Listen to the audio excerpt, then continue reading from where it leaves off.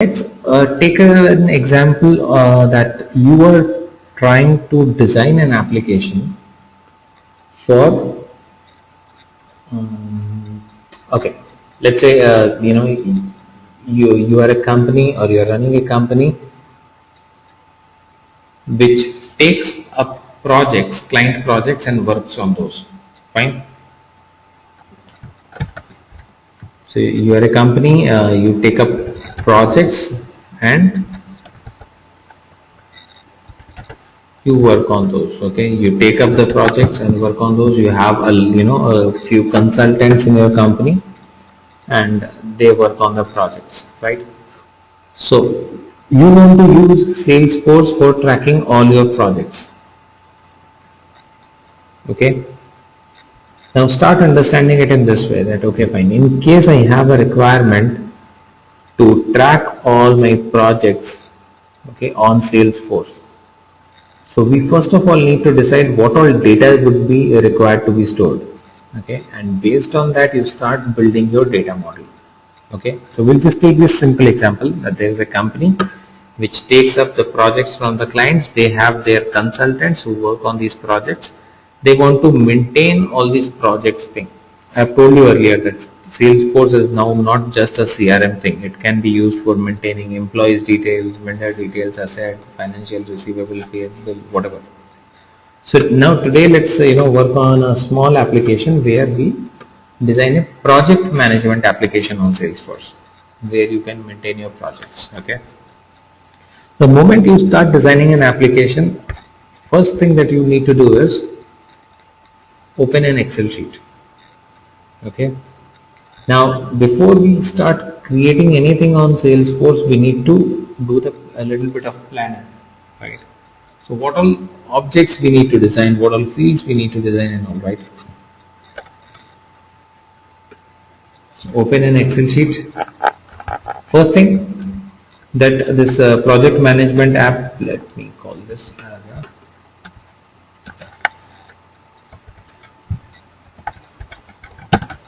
project management app.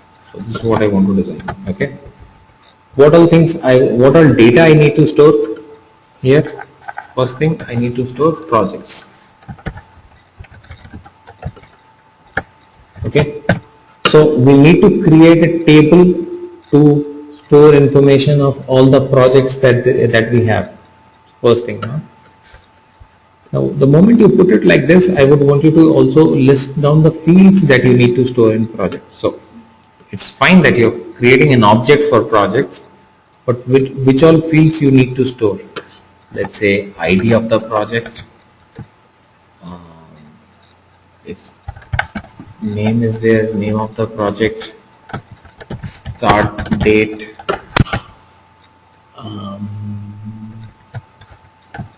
end date,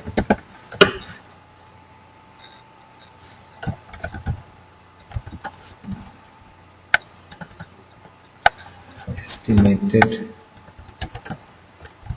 time. Let's say these are the fields. Okay, this is the data that you want to store in this project object. Okay.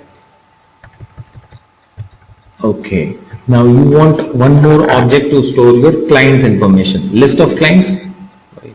So you have different clients from where you get the project. So let's create one more object. Think of one more object, clients. Okay.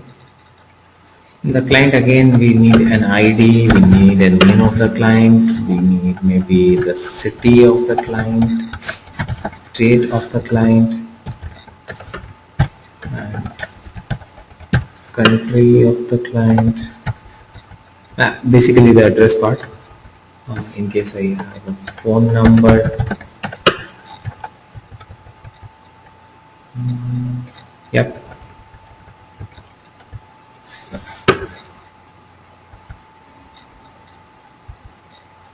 So right now I have one object called projects, I have one more object called clients, right? So these are basically two tables. So this is what needs to be created in the backend. One more thing I need is list of consultants, people who work for me on the projects.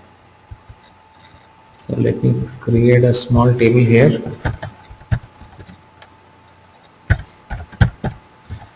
Consultants,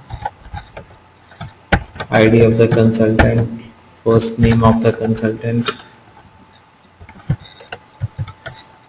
last name, email ID,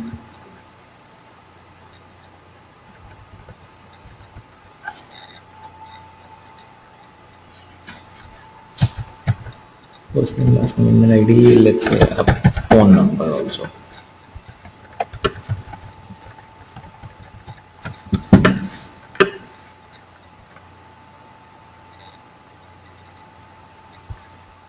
All right.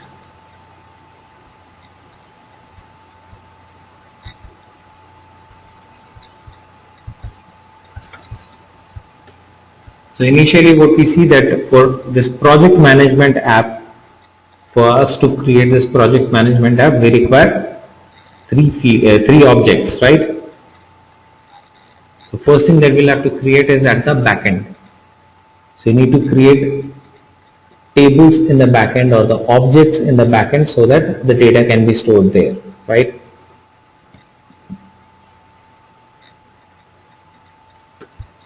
After creating the objects, what needs to be done? We need to create the fields. Once the objects are created, next thing will be creating the fields. Okay. So let us do this. Here this is on my screen. So we'll create the objects one by one. We'll create this project, client and consultant object one by one. So creating an object is very simple. You just need to, I'm just writing it down here as well. You just need to go to setup, need to go to create, and then need to click on objects. That's it. After that, you need to say new custom object. Okay. Creating field is same, but there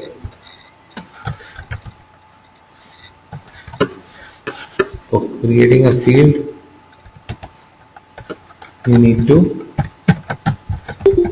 select the object and then create fields.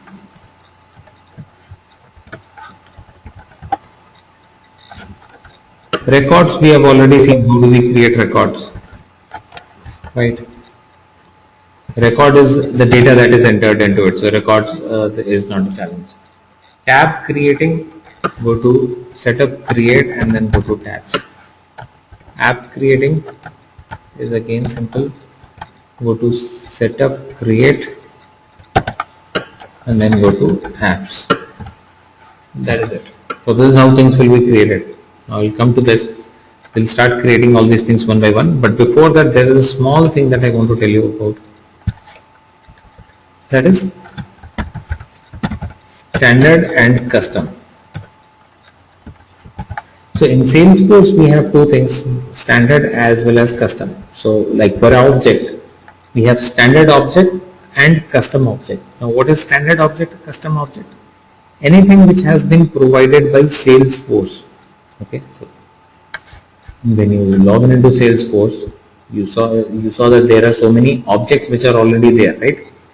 Campaigns, leads, contact opportunity, these were already there. So these are the objects which are already there in the Salesforce, right?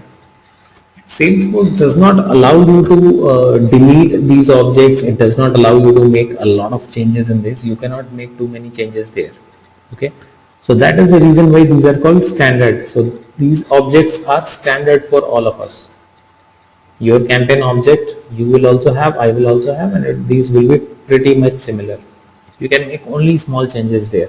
Okay. So these are standard objects. Custom objects are the ones that you would create. So what Salesforce has provided is standard. What we create is custom. Okay. And it is applicable for all the things. Standard, standard object, custom object, standard field, custom field, standard app, custom app, right?